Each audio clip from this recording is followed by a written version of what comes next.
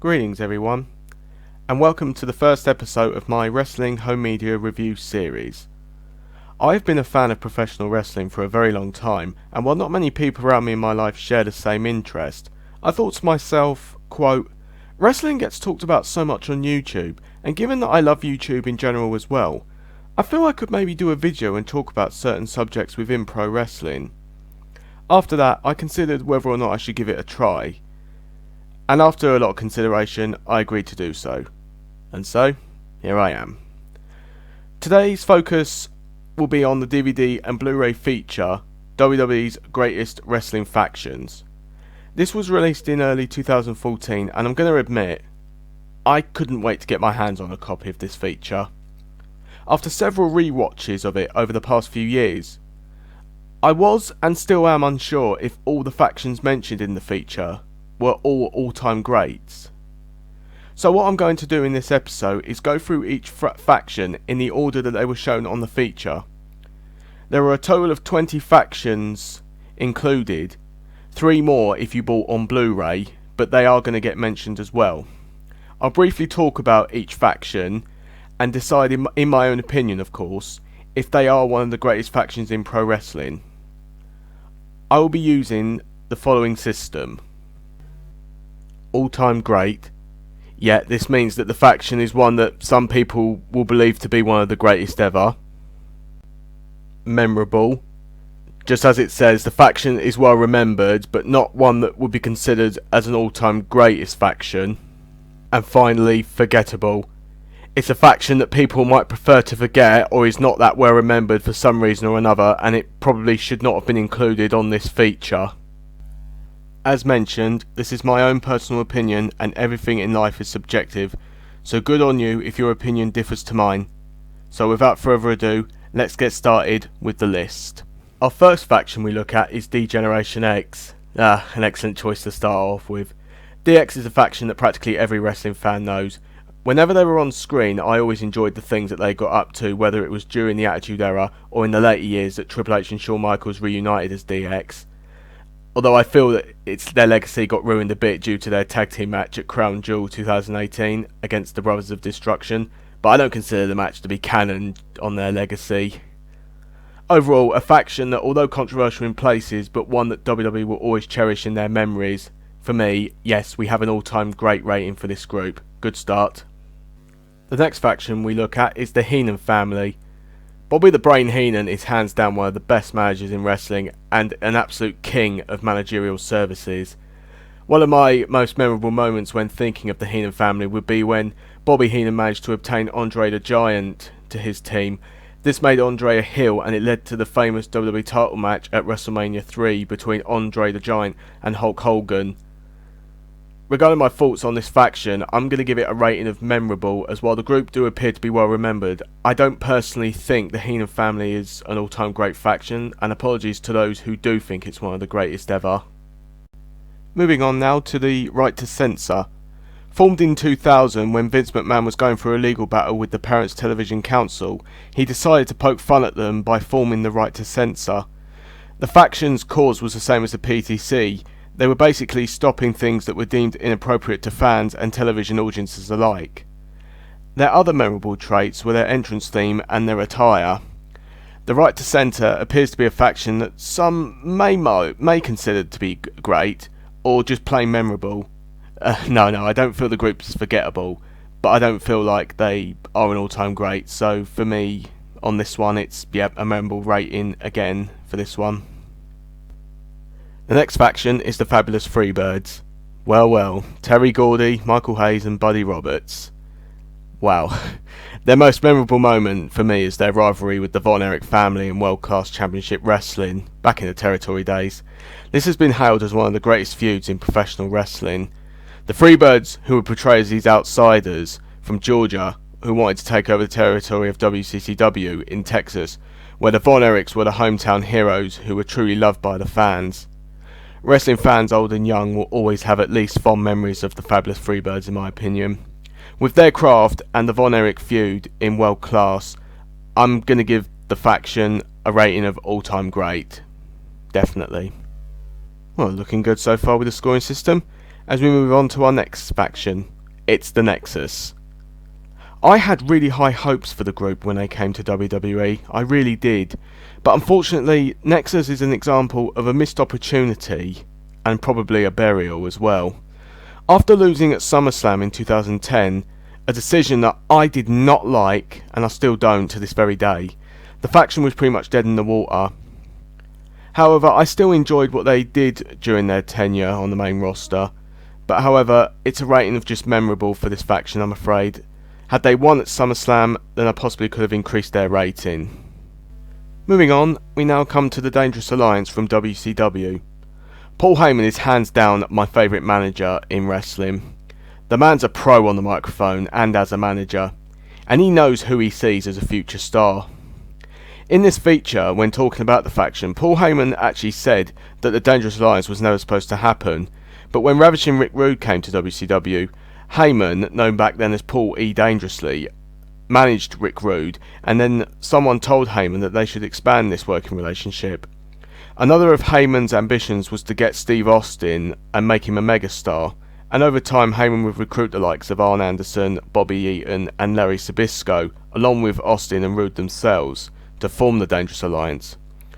Another perfect example of a heel faction which consisted of pure talent. You had those who were veterans of the ring, along with the new and upcoming stars who were in the group, and Paul Heyman being the genius and brains and talk piece of the faction. Arn Anderson has stated that he believes that the group has never become memorable, but I have some good news for you, Arn. I consider the Dangerous Alliance an all-time great, and that's my rating for the team. The Hart Foundation are our next faction we look at, and I'm just going to say it, I've always had true fondness and respect for the Hart family, true pioneers of professional wrestling. The Hart Foundation started out originally as a tag team in the 1980s, consisting of Bret Hart and Jim the Anvil Neidhart. However, this focuses on the group that formed in 1997, where Bret and Jim were joined by Owen Hart, the British Bulldog and Brian Pillman. They formed shortly following Bret's heel turn at WrestleMania 13 and mainly feuded with the likes of Shawn Michaels, Stone Cold Steve Austin and The Undertaker. One trait that stood out for the group was whenever they were in America they were booed by the fans in attendance, whereas in Canada, where the Harts originate from, they received a hero's welcome. The perfect example being In Your House Calgary Stampede, when the Hart Foundation won a critically acclaimed 10-man tag team match and were joined by their families in the ring after the match. The group disbanded following the Montreal Screwjob and Bret Hart would leave for WCW. The Hart Foundation were inducted into the Hall of Fame in 2019, which I was very thrilled to hear. So given my praise and fondness for the faction, they 100% deserve an all-time great rating. Absolutely deserve it. The following focus is now going to be on the New World Order.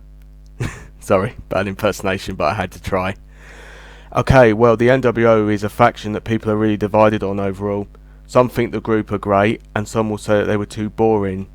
While both are kind of true, I'm still fond of the group, though some traits, such as egos, no true finish to the story, and their main event dominance does put me off the faction. But overall, I'm giving the faction an all-time great rating because the group played a large role in the Monday Night War, along with one, bringing us the greatest heel turn ever with Hulk Hogan's heel turn in '96 at Bash at the Beach, and also because fans still have fond memories of the group. So the rating is mainly because of popularity, but I'm sorry to those who aren't that fond of the group. Next faction is the Brood. Now back once again to the Attitude Era for us. Gangrel, Christian and Edge. The faction was that of a vampire-like clan, but the commentators referred to them as a gothic lifestyle. I don't know why. If there's one thing that's memorable about the group would be their iconic entrance and theme music. I will admit, and sorry to those who liked it, but when the Hardy Boys joined Gangrel and formed the New Brood, it didn't feel that established as that with Edge and Christian, but that only lasted for a couple of months. On the whole, it's a memorable rating for the Brood, as the faction is no doubt memorable, but it doesn't really scream all-time greatest faction, to be honest. Next focus is on the $1 Million Corporation. Everybody has a price, according to the $1 Million Man Ted DiBiase, and he would always make a price for wrestlers who wanted to join his cause.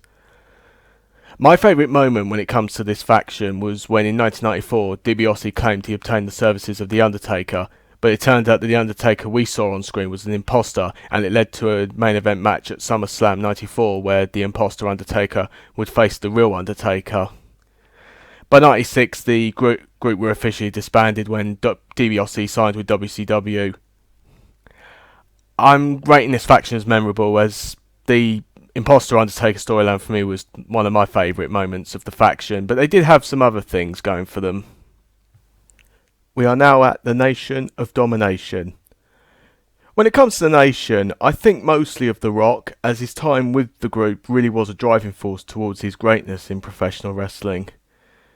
I'm not sure what the rating should be, as the Nation of Domination is definitely memorable, no denying that.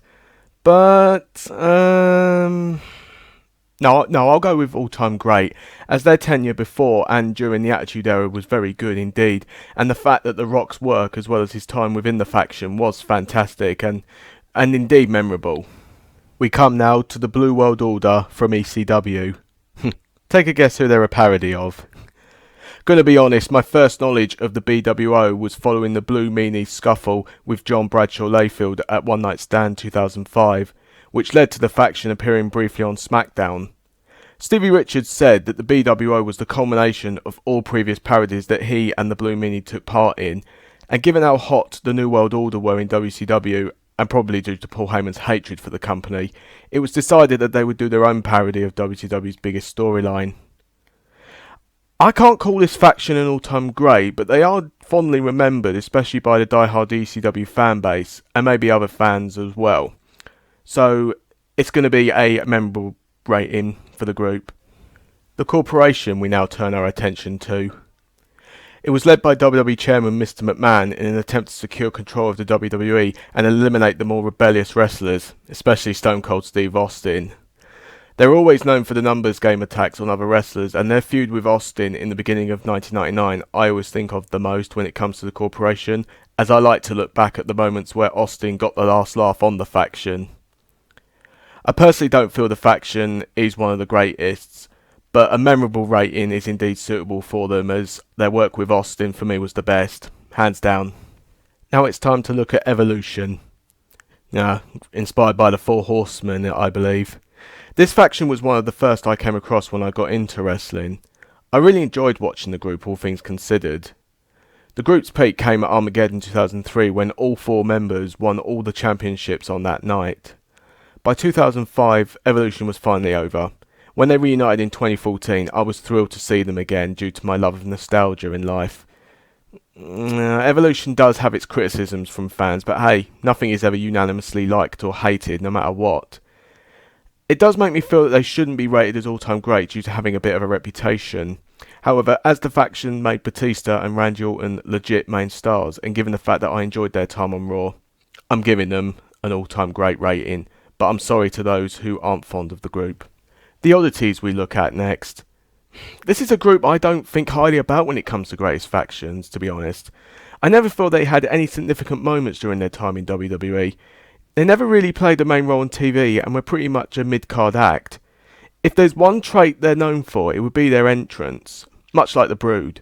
The audience did, however, enjoy dancing to their entrance, but memorable matches and moments, nothing really comes to mind. Remember, I'm not taking shots at anyone here, I'm just telling you my thoughts.